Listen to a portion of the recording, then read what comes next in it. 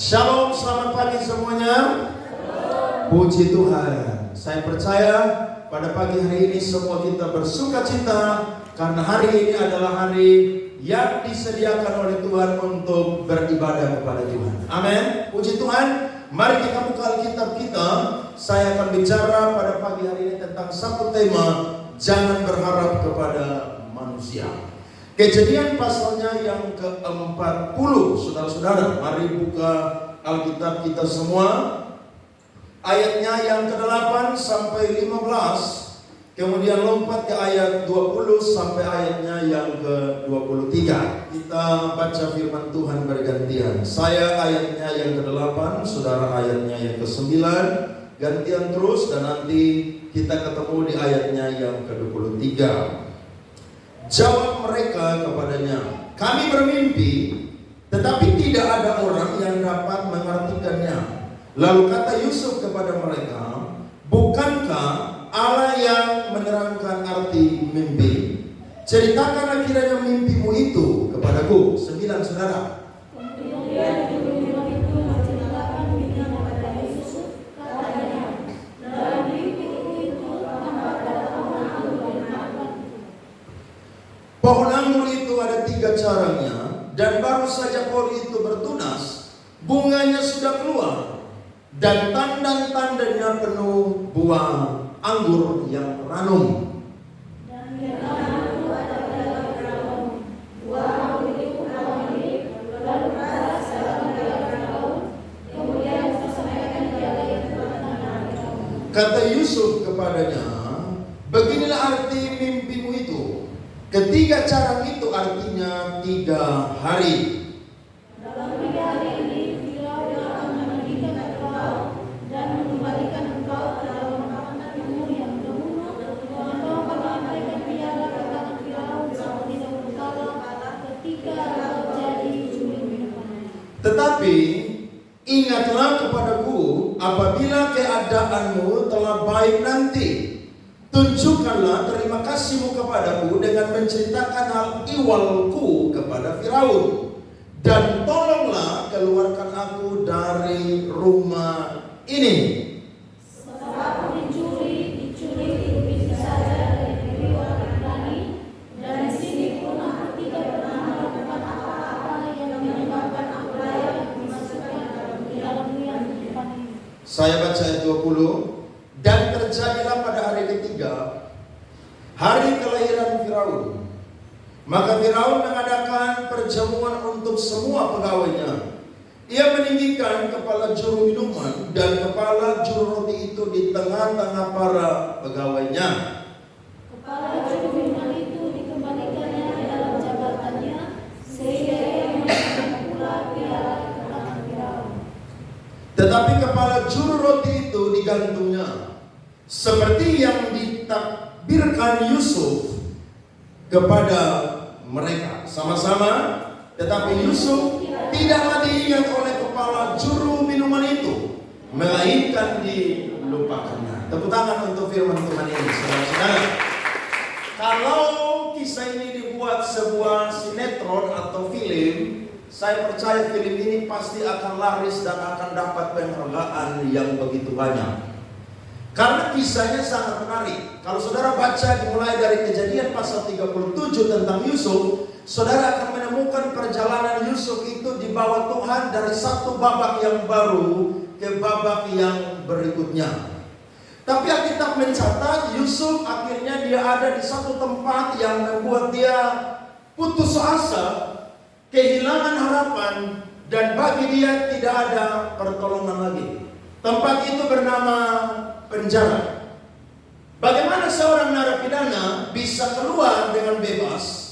Karena dia telah mendapatkan satu fitnahan dari istri Potifar, bahwa dia itu menggoda istri Potifar, dan akhirnya Potifar menjebloskan dia masuk ke dalam penjara. Situasi ini sulit bagi Yusuf untuk bisa keluar, karena Yusuf tidak tahu kapan atau sampai kapan hukuman dia ada di penjara itu bisa selesai. Sehingga bagi dia mustahil sekali Yusuf itu akan bisa keluar dari penjara Mesir. Bahkan bisa-bisa dia akan tewas, akan dibunuh di Mesir. Kenapa? karena dia adalah orang asing yang telah melakukan pelanggaran kejahatan kepada seorang pembesar yakni Potifar yang ada di Mesir. Tapi ada satu cahaya fajar matahari yang membuat Yusuf itu bisa mendapatkan sedikit harapan. Yakni ada dua orang yang disebut sebagai juru minuman dan juru rotinya Firaun. Mereka melakukan kesalahan dan akhirnya mereka itu dijebloskan ke dalam penjara Mesir. Dan ternyata mereka itu ditempatkan bersama-sama dengan Yusuf. Mereka satu penjara, di dalam rumah penjara daripada orang yang dipercaya oleh Firaun. Ini bukan suatu kebetulan. Kenapa? Karena ini semua adalah cara kerja Allah untuk mereka bisa bertemu dengan Yusuf, dan Yusuf pun juga bisa bertemu dengan mereka. Pada satu pagi ketika Yusuf sedang mau menjumpai mereka, Alkitab mencatat bahwa muka mereka itu murung. Sehingga Yusuf bertanya, ada apa dengan kalian? Maka mereka menceritakan mimpi mereka. Juru minum menceritakan terlebih dahulu.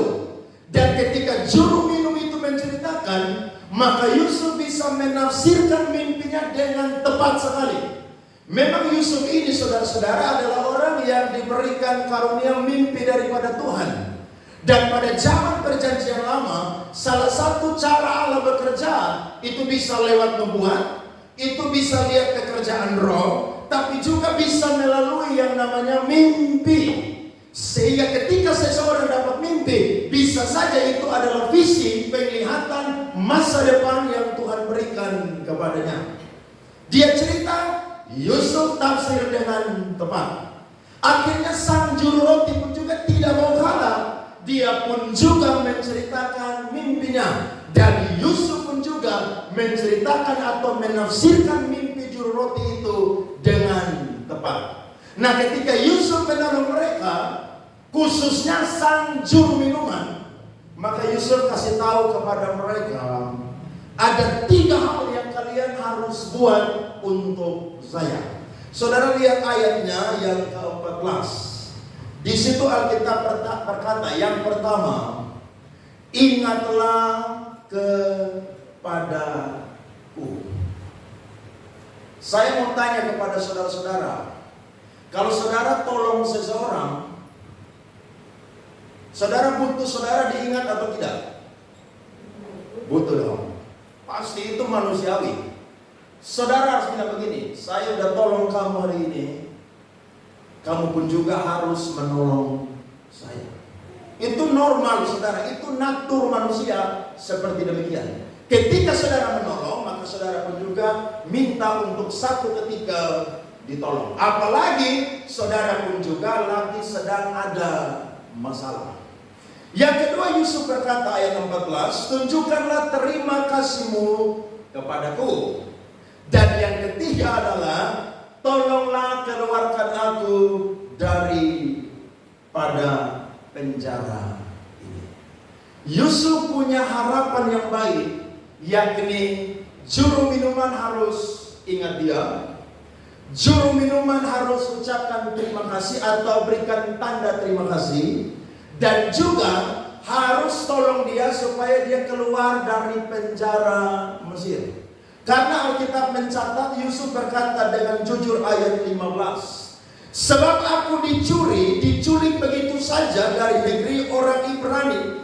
Dan di sini pun aku tidak pernah melakukan apa-apa yang menyebabkan aku layak dimasukkan ke dalam liang tutupan ini. Berarti ketika sang juru minuman dengar apa yang diutarakan oleh Yusuf, mutlak sebagai orang yang sudah ditolong harus menolong Yusuf. Betul saudara?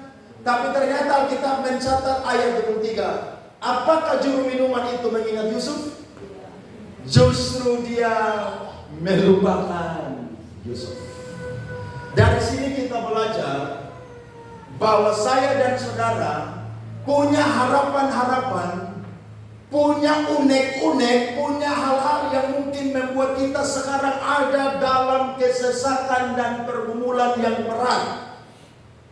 Dan itu ada secercah harapan karena ada orang yang mungkin kita bisa mengharapkan pertolongan daripada dia. Karena sang juru minuman Firaun ini adalah orang yang luar biasa.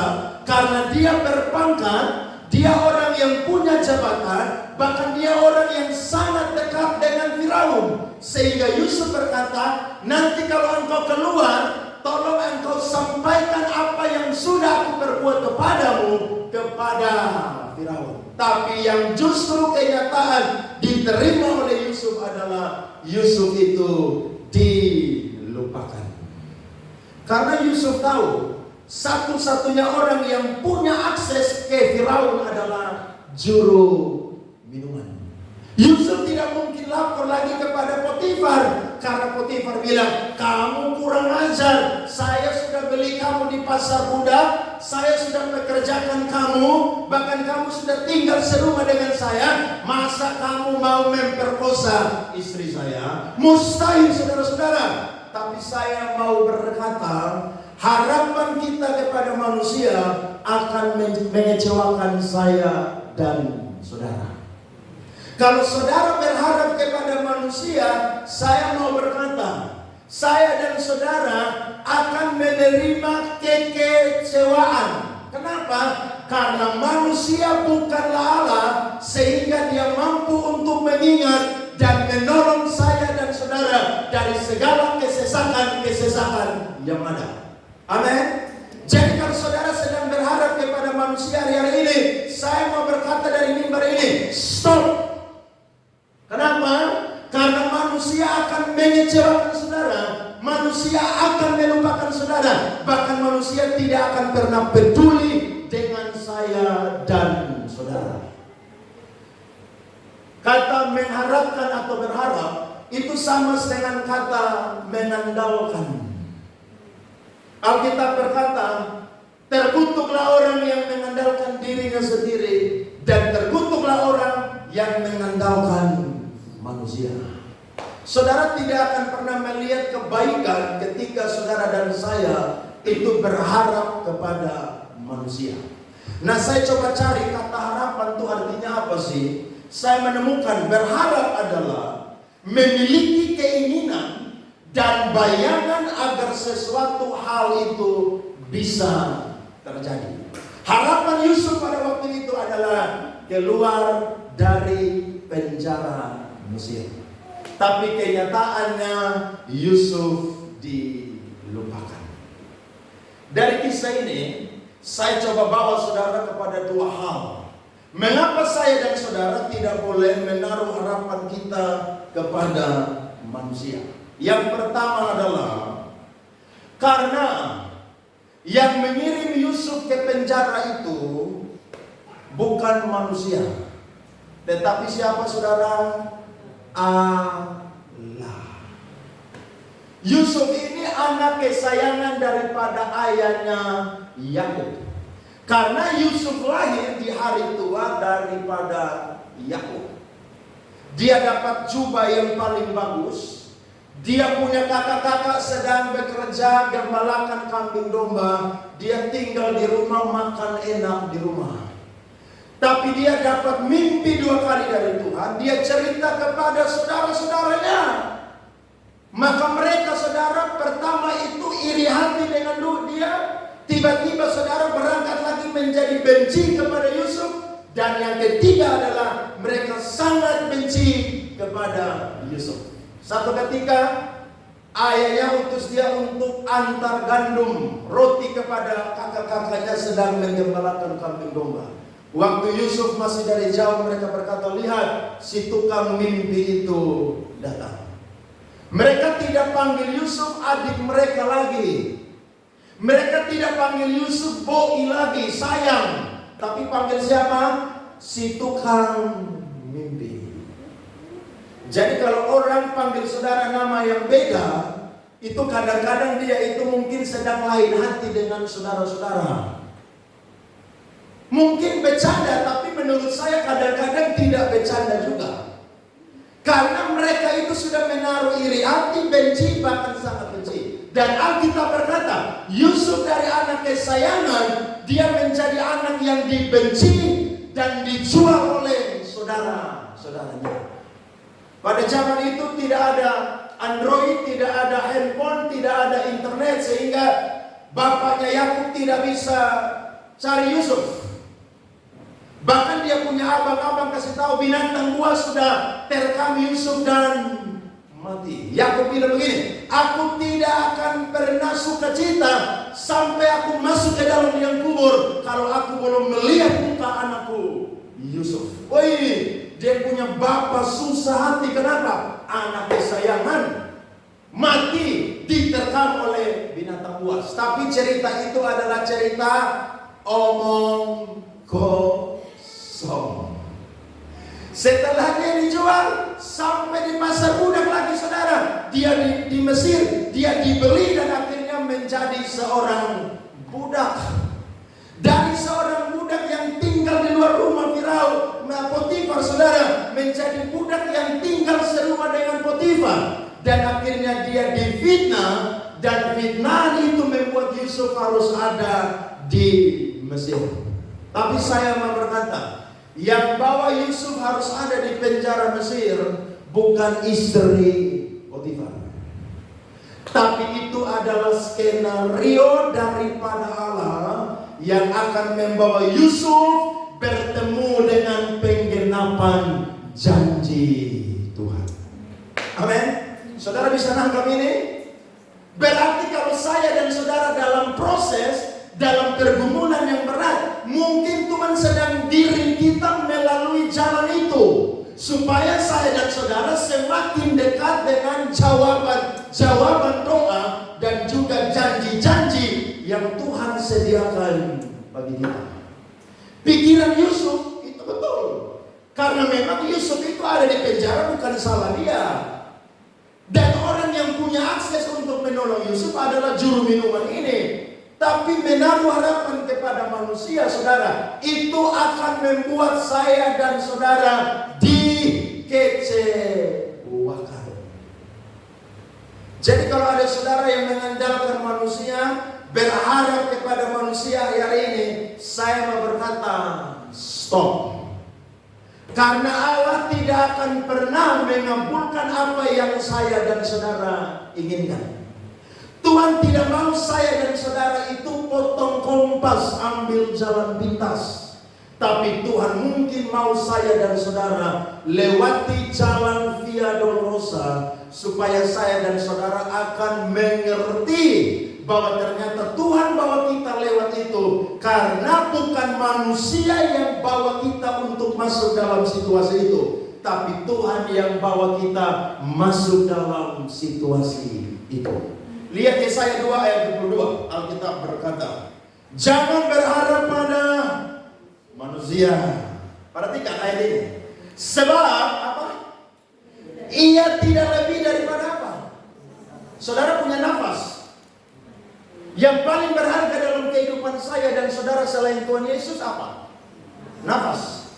Saudara biar mau punya uang banyak, harta kekayaan banyak, tapi udah gak punya nafas, alias is dead. Bayangkan, Alkitab berkata jangan harap kepada manusia, karena dia tidak lebih dari embusan dan sebagai apakah ia dapat dianggap. Nah, kadang-kadang kita ini berharap kepada manusia karena memang yang kelihatan itu adalah manusia. Satu ketika ada seorang anak kos, dia tidak mampu bayar uang kos. Maka dia pergi ke gereja, pendeta berkata, saudara yang hari ini sedang mengalami hutang piutang, beban berat, apapun pergumulan, percaya dengan Tuhan ketika saudara menaruh harapan mengandalkan Tuhan, ada mujizat yang luar biasa. Dia katakan amin. Tapi ketika pas dia pulang gereja, saudara, dia keluar pintu gereja ketemu dengan sang pemilik kos atau tuan kos. Maka tuan kos berkata kepada dia, adek, kamu tahu sepusing-pusing tentang membayar biaya kos, itu gampang. Saya mau tanya, saudara lebih percaya kata pendeta atau kata bapak kos? Hah? Pendeta khotbah tadi di atas mimbar, saudara jangan ragu, jangan takut, percaya kepada Tuhan, andalkan Tuhan, taruh harapan kepada Tuhan. Tuhan pasti akan menolong. Bapak Kos keluar sampai depan pintu ketemu saudara.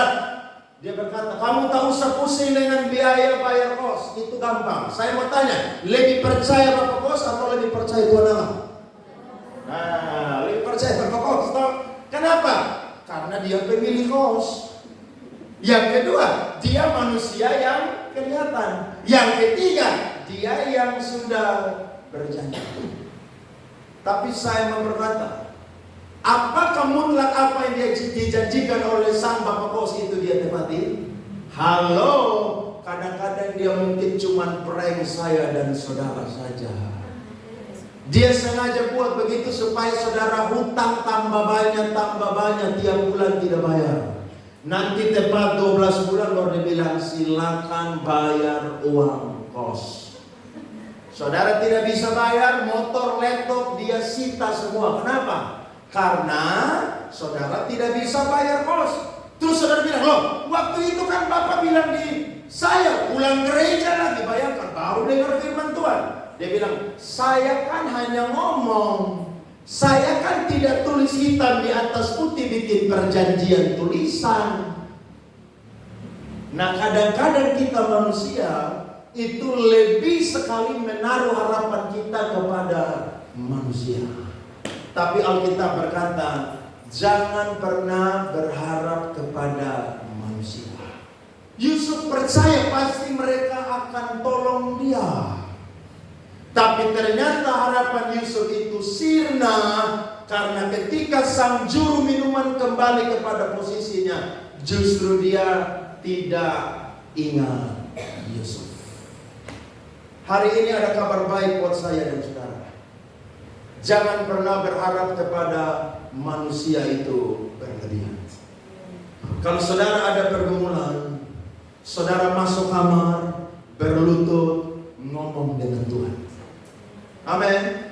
Tuhan adalah pribadi pertama yang paling tahu segala pergumulan kita.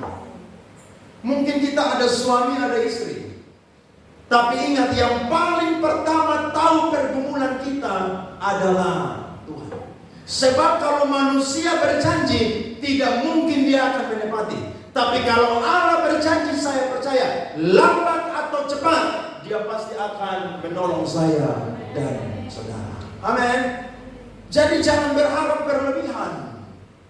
Karena nanti saya dan saudara jadi orang-orang yang dikecewakan. Jadi Yusuf secara manusia dia stres, saudara. Kenapa? Karena kakak-kakaknya tidak peduli dengan dia. Istri Potifar fitnah dia sehingga masuk penjara. Buat dia tidak punya kesalahan. Dan harapan Yusuf ini baik di pikiran dia dan hati dia. Tapi menurut Allah itu bukan yang terbaik. Karena Allah yang membawa Yusuf itu harus ada di penjara Mesir. Alkitab mencatat, setelah juru minuman keluar, dia lupa Yusuf selama 2 tahun. Lama atau tidak saudara? Lama loh. Hidup di penjara mana enak saudara. Dia anak kesayangan bapaknya, tidur di kasur yang empuk, di rumah yang bagus, makan yang enak. Tapi dia harus ada di penjara saudara, tidur sengsara, makan setengah mati saudara. Bahkan dia menjadi seorang narapidana yang mustahil menjadi seorang yang berhasil dalam kehidupan. Tapi saya berkata, itu adalah skenario daripada Allah supaya Yusuf semakin dekat dengan apa yang Tuhan janjikan. Ada amin? Di penjara pikiran Yusuf itu dibentuk. Di penjara hati Yusuf itu dibentuk. Di penjara integritas Yusuf itu dibentuk. Dan di penjara karakter Yusuf itu dibentuk. Jadi kalau hari ini kita sedang ada dalam lembah-lembah kekelaman dan Tuhan belum menolong kita, harapan kita belum dijawab oleh Tuhan, mungkin sedang ada dalam masa-masa pembentukan proses dari Tuhan. Saudara dan saya mau sukses harus lewati satu kata yang namanya proses. Dan prosesnya Yusuf ini sangat menyakitkan. Dibuang, dijual, jadi budak, difitnah, jadi narapidana. Apakah Yusuf punya masa depan orang model begini? Saya jamin menurut manusia dia tidak punya masa depan. Apalagi dia tidak ada di negerinya, dia ada di tengah-tengah negeri kafir. Tapi Alkitab berkata, dimanapun Yusuf berada dan apapun Yusuf kerjakan, Tuhan selalu buat Yusuf itu berhasil. Kenapa? Karena di mana Yusuf berada, apa yang Yusuf kerjakan itu disertai oleh Allah. Amin. Saya pernah ketemu satu ibu, dia punya koneksi di kantor gubernur. Dia bilang, Pak Andre, kalau butuh uang bikin proposal aja, nanti kasih saya antar ke kantor gubernur. Karena saudaranya pejabat yang atur-atur bantuan. Saya bilang, Ibu, kasih tahu ibu ke saudara aja, kalau mau bantu kasih uang aja deh. Karena kalau manusia yang janji, saya ini rada-rada tidak percaya. Jangankan manusia, saya janji saudara aja bisa-bisa saya lupa saudara. Saya yang pendeta yang berdoa siang hari malam, baca Alkitab begini banyak saudara. Bisa aja saya melupakan saudara. Jadi saya bilang kasih tahu aja kalau mau bantu-bantu. Dan selama gereja ini berjalan, saya tidak pernah bikin satu proposal pun juga minta-minta uang di orang-orang kaya. Tapi saya pegang janji Tuhan Yesaya 60 ayat yang kelima. Kelimpahan dari seberang laut, kekayaan bangsa-bangsa akan beralih kepadamu. Dan sampai hari ini KPC jalan. Sampai kemarin kita sewa ruko 6 tahun setengah, bayar 217.500.000. KPC tidak pernah minta uang di satu orang kaya pun juga. Tapi Tuhan yang menggerakkan mereka untuk memberkati pekerjaan Tuhan. Amin. Beri tepuk tangan. Jadi kalau manusia janji sudah bilang puji Tuhan. Baik Ibu, baik Pak, saya rajin dalam doa. Saya akan ingatkan Bapak dan Ibu dalam doa-doa saya. Tapi saudara jangan tagi-tagi. Nanti dia bilang saudara ini sedang mengemis. Jangan, tidak boleh. Kalau dia janji saudara bilang oke, saya siap menunggu janji Bapak dan Ibu. Dan saya akan berdoa supaya Tuhan ingatkan Bapak dan Ibu. Tapi kalau sampai dia lupa pun juga, tidak ingat saudara, tidak ingat janjinya, saya dan saudara tidak boleh kecewa. Amin. Karena Tuhan sedang melatih kita supaya tidak menaruh harapan kepada manusia, tidak mengandalkan manusia, tapi menaruh harapan dan mengandalkan kepada Tuhan saja. Itu yang pertama. Yang kedua adalah Allah sengaja membuat juru minuman melupakan Yusuf. Sehingga pertolongan yang lebih hebat itu mutlak datang dari Allah, bukan datang dari manusia. Yang cipta manusia ini adalah Allah. Berarti organ-organ tubuh, kehidupan kita pun juga itu pasti dikendalikan oleh Allah. Jadi kalau sampai juru minuman ini melupakan Yusuf, saya percaya yang bikin dia melupakan Yusuf bukan dia, tapi siapa saudara? Tuhan. Saya yakin Tuhan bisa kendalikan pikiran dia sehingga dia bisa melupakan Yusuf. Dan tidak main-main, dia lupakan Yusuf saudara selama 2 tahun. Mari kita lihat Alkitab saudara, Kejadian 41 ayat 9, 12, 41 sampai 45. Saudara lihat di depan saja. Alkitab berkata, lalu berkatalah kepala juru minuman kepada Firaun, hari ini aku merasa perlu menyebutkan kesalahanku yang dahulu.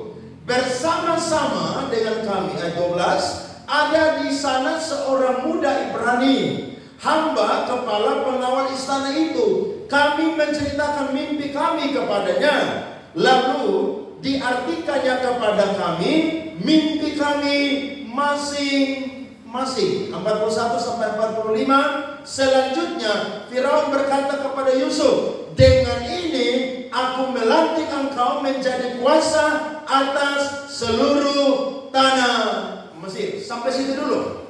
Juru minuman ini melupakan, tapi ternyata Tuhan yang sengaja melupakan. Kenapa? Karena kalau juru minuman waktu itu ingat Yusuf dan dia ceritakan mimpinya kepada Firaun, saya yakin promosi yang berbeda itu akan datang kepada Yusuf. Betul? Kenapa? Karena yang dia tolong adalah juru minuman. Tapi Alkitab berkata, ternyata 2 tahun kemudian Raja Mesir yang bernama Firaun itu mimpi. Dan mimpinya 2 kali berturut-turut dan buat Firaun tidak bisa tidur. Dia mimpi dia sedang ada di Sungai Nil, tiba-tiba keluar dari Sungai Nil itu saudara, lembu yang sangat gemuk. Tapi tiba-tiba dia mimpi lagi, keluar dari Sungai Nil itu lembu yang sangat kurus, kering, kerempeng. Dia mimpi yang kedua kali saudara, sehingga buat dia tidak bisa tidur. Akhirnya dia minta semua orang pandai di Mesir, tolong artikan dia punya mimpi. Tapi Alkitab berkata, mereka semua juga tidak bisa tafsir Yusuf punya mimpi. Akhirnya juru minuman bilang begini, saya perlu kasih tahu kesalahan saya. Karena 2 tahun yang lalu ada seorang pemuda Ibrani, dia ada di penjara bersama dengan saya. Dan dia mampu mengartikan mimpi dari saya. Maka dia tafsir Firaun punya mimpi. Dia bilang begini, akan ada 7 tahun kelimpahan dan akan ada 7 tahun kelaparan. Waktu Firaun dengar itu saudara, Firaun berkata di ayat yang di atas saudara, mungkinkah kita menemukan orang yang penuh dengan roh Allah? Maka Alkitab mencatat tadi ayat 41, dengan kuasa daripada Firaun, maka Yusuf dilantik menjadi seorang perdana menteri di Mesir. Berarti kalau pada waktu itu juru minuman tolong Yusuf, apakah Yusuf jadi perdana menteri? Paling-paling Yusuf jadi kacungnya juru minuman.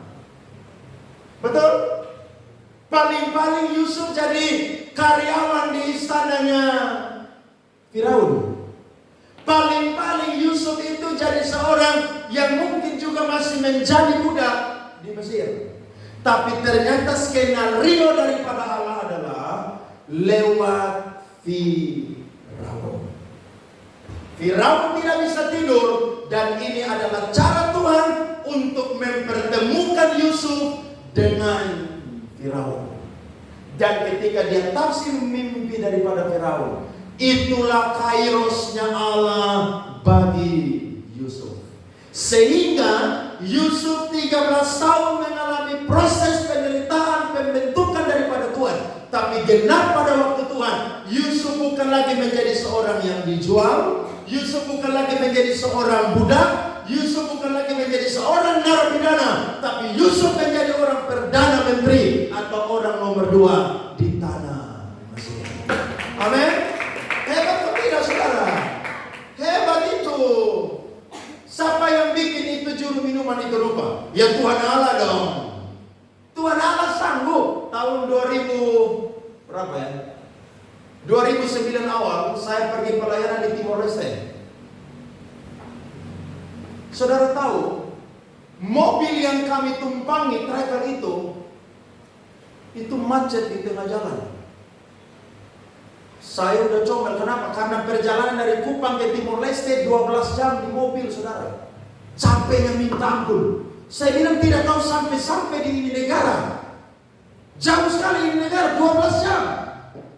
Tapi saudara tahu, ternyata sampai di satu tempat yang sebentar lagi akan masuk di kota Dili. Ternyata ada longsor di situ dan ada batu-batu besar yang jatuh dari atas gunung. Dan mobil yang lari terlebih dahulu atau mendahului kami saudara, itu saudara ada yang kena lindas dan akhirnya ada beberapa orang yang cedera pada waktu itu. Saya kaget sekali. Saya bilang betul ya, ini mobil lambat saudara, bukan karena sopirnya mungkin malas atau dia mungkin sudah capek, tapi saya percaya Tuhan yang sengaja bikin lambat mobil tersebut, sehingga saya selamat tidak karena longsor dan batu-batu besar yang turun jatuh dari atas gunung. Bahkan saya pernah dengar kesaksian dari pendeta Jonathan Setiawan, anak daripada Pak Obaja Setiawan di Solo. Dia pernah berkata begini, dia harus khotbah di Solo, saudara, itu hari Minggu pagi-pagi. Dia harus naik pesawat, tapi justru saudara, dia bangun terlambat. Namanya pendeta pasti tidak akan terlambat. Dia pasti tidur udah lebih cepat, alarm sudah disediakan. Tapi saudara tahu, dia bangun terlambat. Waktu dia sampai di bandara, pesawatnya sudah take off. Tapi saudara tahu, beberapa menit kemudian dia dengar pesawat itu saudara jatuh. Coba kalau dia naik di pesawat, Tuhan tidak buat dia tidur nyenyak, apakah dia masih hidup sampai hari ini? Udah mati. Jadi kadang-kadang ada penundaan-penundaan dalam kehidupan kita. Itu bukan maunya kita, tapi itu adalah cara Allah supaya ada pertolongan yang lebih hebat yang saya dan saudara akan dapatkan. Amin. Kalau manusia yang tolong, Yusuf tidak akan jadi perdana menteri. Tapi karena lewat tafsiran mimpi Yusuf, justru Yusuf berjumpa dengan Firaun. Lihat ayat 42 selanjutnya dari firman Tuhan yang tadi. Sesudah itu Firaun menanggalkan cincin materainya dari jarinya dan mengenakannya pada jari Yusuf. Dipakaikannya kepada Yusuf apa saudara? Pakaian daripada pakaian halus, dan digantungkannya kalung emas pada lehernya. Apa yang pernah hilang dari pribadi Yusuf, Tuhan kembalikan. Cincin, jubah, kalung. Betul? Anak kesayangan ayahnya dia punya semua. Dan ketika dia dijebloskan masuk ke dalam perigi yang kering, dia dijual jadi budak. Semua yang pernah dia punya sudah hilang. Tapi ingat, apa yang pernah hilang, Allah akan gantikan lebih hebat dan lebih dahsyat lagi, saudara-saudara. Amin. Lihat ayatnya yang ke-43. Lalu Firaun menyuruh menaikkan Yusuf dalam keretanya yang kedua. Dan berserulah orang di hadapan Yusuf. Apa saudara-saudara? Bayangkan, waktu saya baca firman ini, saudara, aduh, saya bilang memang kalau Tuhan yang tolong itu dahsyat, saudara. Amin. Bagaimana mungkin orang yang dilupakan jadi budak narapidana bisa jadi orang nomor 2 di kerajaan yang paling berkuasa pada waktu itu? Kalau bukan Tuhan yang mengaturnya, saudara-saudara, tidak mungkin. Dan Alkitab berkata, demikianlah Yusuf dilantik oleh Firaun menjadi kuasa atas seluruh tanah Mesir. Berkatalah Firaun kepada Yusuf, akulah Firaun, tetapi dengan tidak setahumu, seorang pun tidak boleh bergerak di seluruh tanah Mesir. Lalu Firaun menamai Yusuf Safnat Pa'anea, serta memberikan Asnat anak Potifera imam di On kepadanya menjadi istrinya. Demikianlah Yusuf muncul. Saudara garis bawahi kata di situ, muncul. Berarti selama 13 tahun Tuhan sedang sembunyikan Yusuf. Amin. Saudara kalau baca ini kisah keren. Yusuf yang kendalikan pemerintahan, bahkan Yusuf yang timbun gandum, Yusuf pun juga yang jual gandum. Dan Alkitab berkata 9 tahun kemudian abang-abangnya kelaparan dan tempat yang menjual gandum adalah Mesir. Maka mau tidak mau mereka disuruh oleh ayah mereka itu pergi beli gandum di Mesir. Sampai sana Yusuf lihat mereka, Yusuf tidak tega, Yusuf menangis. Kenapa? Mereka jual Yusuf, mereka lupakan Yusuf, mereka tidak peduli dengan Yusuf. Yusuf bikin skenario sampai mereka mengaku bahwa kami ini berbuat jahat kepada adik kami. Yusuf tidak tahan, Yusuf tanya, masih hidupkah ayah? Waktu mereka dengar itu, saudara, mereka ketakutan. Dan Yusuf berkata, akulah Yusuf yang kalian jual. Waktu Yusuf berkata demikian, maka Tuhan ingatkan mereka, 22 tahun yang lalu mereka pernah melakukan kejahatan kepada Yusuf. Mau tidak mau, harus memberi hormat kepada Yusuf. Dan itu adalah skenario daripada Allah, supaya apa yang Allah janjikan itu Allah tepati dalam kehidupan Yusuf. Jadi kalau saudara hari ini sedang menanti pertolongan dari manusia, jangan menantikan berlebihan. Tunggu pertolongan daripada Allah. Karena kalau Allah yang tolong, pasti akan lebih hebat, luar biasa. Bagaimana cara Allah? Biarkan Allah yang bekerja. Amin. Kalau hari ini Allah sembunyikan kita, nikmati apa yang sedang Allah kerjakan. Saya suka kisahnya Daud juga. Waktu Samuel pergi urapi kakak-kakaknya Daud, Eliab muncul, dia bilang inilah orang yang diurapi oleh Tuhan. Tuhan bilang bukan dia. Yang kedua muncul, yang ketiga muncul, sampai yang ketujuh orang kakak-kakaknya Daud. Tuhan bilang bukan mereka. Terus Samuel tanya, ini anak laki-lakimu semua? Isai bilang tidak, masih ada satu orang yang bungsu. Sedang apa saudara? Gembalakan kambing domba di padang. Ternyata padang gurun adalah tempat di mana Allah menyembunyikan Daud. Dan ketika genap pada waktunya, Tuhan munculkan Daud. Amin. Jadi promosi itu datang hanya dari Tuhan. Makanya saya punya moto, promosi manusia, promosi diri sendiri tidak akan pernah sebanding dengan promosinya Tuhan. Kalau Tuhan promosi saudara, terlalu ada banyak cara yang Tuhan akan bisa buat. Banyak saudara-saudara, banyak. Kenapa? Karena itu adalah cara Allah. Supaya apa? Kalau Allah yang menolong saya, saudara akan cerita begini, bukan manusia yang tolong saya, tapi Allah yang ada di surga yang mampu menolong saya. Amin. Saudara tinggikan bukan manusia, yang saudara tinggikan adalah siapa? Tuhan. Itu yang saya sering bilang, kalau saudara sakit boleh ke dokter, tapi ingat yang menyembuhkan saya dan saudara bukan dokter. Yang obati, yang kasih resep, yang kasih diagnosa dokter, tapi yang menyembuhkan adalah Tuhan. Yang saudara banggakan bukan sang dokter tersebut. Saudara bisa rekomendasi, tapi saudara bilang begini, waktu saya dapat obat, saya terima itu diagnosa, saya doa sama Tuhan, dan Tuhan campur tangan, mujizat kesembuhan Tuhan kerjakan kepada saya. Amin. Tuhanlah yang ditinggikan. 1 Samuel 2 ayat 7 sampai 8. Lihat ini firman. Alkitab berkata, Tuhan membuat miskin dan membuat kaya. Ia merendahkan dan meninggikan juga. Ia menegakkan orang yang hina dari dalam debu, dan mengangkat orang yang miskin dari lumpur, untuk mendudukkan dia bersama-sama dengan apa? Para bangsawan, dan membuat dia memiliki kursi kehormatan, sebab Tuhan mempunyai alas bumi dan di atasnya ia menaruh daratan. Jadi kalau saudara yang hari ini mungkin miskin, jangan kaget kalau Tuhan janji, aku akan berkati engkau jadi seorang pengusaha yang sukses. Engkau akan jadi orang yang kaya. Saudara jangan kaget kalau nanti Tuhan bawa saudara jadi orang yang kaya. Saya tanya minggu lalu, siapa di sini yang mau jadi orang kaya? Hampir semua angkat tangan.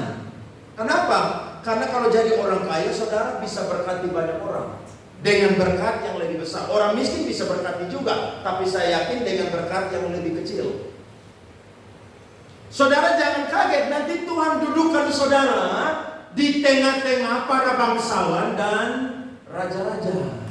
Sampai orang bilang, loh, dia ini kan anak biasa-biasa, bapak dan mamanya, orang tuanya orang biasa, kok anaknya model begitu? Orang akan terkaget-kaget. Kenapa? Karena yang bawa saudara bukan manusia, tapi yang bawa saya dan saudara adalah siapa? Tuhan. Dulu saya masih kecil, di tempat saya tinggal lingkungan tuh, mereka panggil saya Nyong Haleluya, anak Haleluya. Terakhir apa yang mereka sebutkan, saya jadi pendeta. Dulu saya sekolah pendeta, mereka bilang sekolah pendeta mau makan apa? Sekarang orang ketemu saya, Pak Andre, Pak Pendeta, hormat saya. Loh, siapa saya? Orang biasa. Bahkan saya sedang tunggu janji Tuhan. Tuhan janji sama saya akan bawa kamu ke bangsa-bangsa untuk melayani Tuhan. Makanya tiap hari saya berdoa, Tuhan bawa saya ke benua Amerika, bawa saya ke benua Asia, bawa saya ke benua Eropa, bawa saya ke benua Afrika, bawa saya ke benua Australia. Kenapa? Karena kalau Tuhan janji, pasti Tuhan genapi. Saya percaya itu. Bagaimana caranya Pak Pendeta Andre? Nanti biar Tuhan yang kerja. Saudara kalau paksa diri promosi, tidak akan jadi, percaya. Saudara kerja di kantor, saudara mengemis jilat pemimpin yang musuhi saudara itu nanti banyak. Kerja dengan maksimal, sebaik mungkin, tanggung jawab. Saya percaya nanti Tuhan akan pakai manusia untuk promosikan saudara lebih tinggi dan lebih tinggi lagi, saudara. Jadi cara Tuhan itu banyak sekali. Jangan ukur Tuhan dengan otak kita yang tidak sebesar bola pingpong. Amin. Jangan ukur Tuhan. Jadi kalau saudara yang mungkin lagi putus asa seperti Yusuf, sabar ya. Bisa sabar? Saudara mungkin habis doa pukul tembok di kamar, Tuhan kapan ini Tuhan? Loh ya. Loh kita manusia ini bisa putus asa. Siapa bilang tidak bisa putus asa? Saya kadang-kadang doa buat tanah gereja. Aduh Tuhan, di mana ini tanah gereja, mau bangun gereja? Kadang-kadang saya naik motor, saya pukul sendiri. Tuhan, di mana ini tanah gereja? Saya doa keliling ini kota Kubang, kok tidak ada. Tuhan tunjukkan satu tanah, tunjukkan. Tapi Tuhan bilang apa? Sabar. Orang sabar itu susah, saudara. Tapi ketika saya dan saudara sabar, itu secara nyata alam kita itu tidak kelihatan. Tapi Tuhan sedang bekerja untuk bawa kita menggenapi janjinya dalam kehidupan kita. Amin. Bagian saya dan saudara adalah kerjakan yang terbaik. Yusuf waktu dijual di tanah Mesir, dia bekerja dengan baik. Yusuf waktu jadi narapidana di penjara, dia bekerja dengan baik. Dan ketika persiapan bertemu dengan kesempatan, Yusuf jadi orang yang sukses diangkat oleh Tuhan menjadi orang nomor 2 di Mesir. Berarti lambat atau cepat, janji Tuhan pasti akan tergenapi bagi saya dan saudara. Amin. Pertanyaannya, hari ini apa janji Tuhan dalam kehidupan saya dan saudara? Hari ini apa firman yang Tuhan pernah berikan kepada saya dan saudara? Kalau saudara sudah mendapatkan janji Tuhan, jaga janji itu, gumuli janji itu, berdoa kepada Tuhan, dan bersabar menanti-nantikan Tuhan. Tepat pada waktunya Allah akan mempromosikan saya dan saudara. Bagaimana caranya? Biarkan cara Tuhan yang terjadi dalam kehidupan saya dan saudara. Berharap kepada manusia akan mengecewakan saya dan saudara. Tapi kalau berharap kepada Tuhan, Tuhan yang akan atur segala sesuatu, dan caranya mantap, waktunya indah, tepat pada waktunya. Amin. Yang mau berharap hanya kepada Tuhan saja, angkat tangan. Amin. Biarkan Allah yang bekerja, dan indah pada waktunya akan terjadi dalam kehidupan saya dan saudara. Tuhan berkati kita semua pada pagi hari ini. Amin buat firman Tuhan.